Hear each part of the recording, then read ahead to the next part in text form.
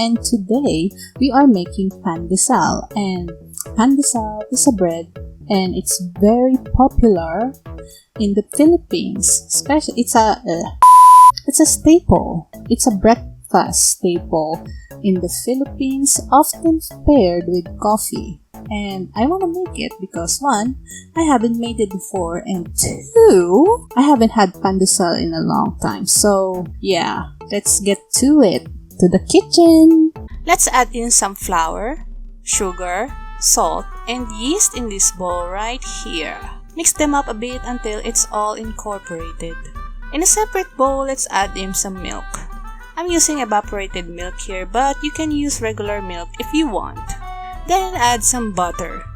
I then heated this up a bit in the microwave so the yeast can activate. Added in an egg and whisk it all quickly because cooked eggs is no bueno. Back to the flour mixture, I form a tiny well where the liquid will go, and let's pour the wet ingredients there. Don't pour it all or you might end up with a wet sticky dough. Mix them up and we're just gonna add a bit of the liquid if the dough is still too dry. So I have a chopping board here because I don't really have other work surface to do this on. I dusted it with flour and here's the... Oh my god, hands, stop being a wimp. Anyway, let me just roll the dough on the board. There we go. Alrighty, the dough needs to be kneaded. I'm an absolute noob at kneading, so please cut me some slack here. Okay, I've been doing this for almost half an hour now. I think this is good enough. Let me just coat the bowl with a bit of oil and put the dough there. We're gonna proof this for probably an hour or so. And while I'm doing that, let me ponder my life decisions around that time. Pondering over, and the dough is nice and big, so let me just put it back in our magical chopping board.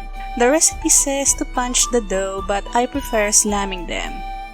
Anyway, here we are. Let me just divide this into 2 with a butter knife. I'm too lazy to get my actual bread chopper in my baking bolt. Well, roll this into gigantic sausages. Then slice it into 6 even pieces, in which I did a horrible job. So on the bowl over there are some very fine breadcrumbs. Before we lay down the little doughs on the baking tin, we are gonna coat this with crumbs like so. It's time to do some second proofing while I preheat the oven. The oven is now in 190 degrees Celsius, so let's put these balls there. 30 minutes later. Alright, it's all baked.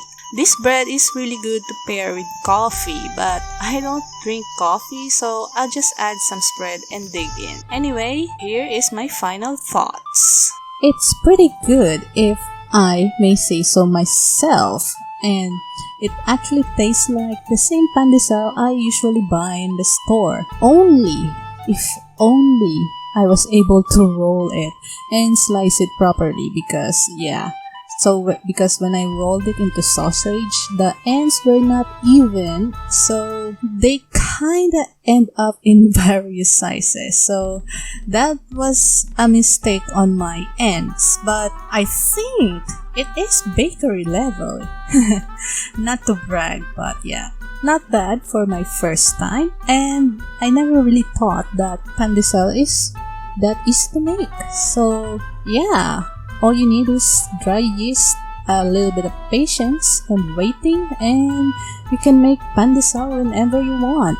And I will totally keep that recipe in my recipe vault.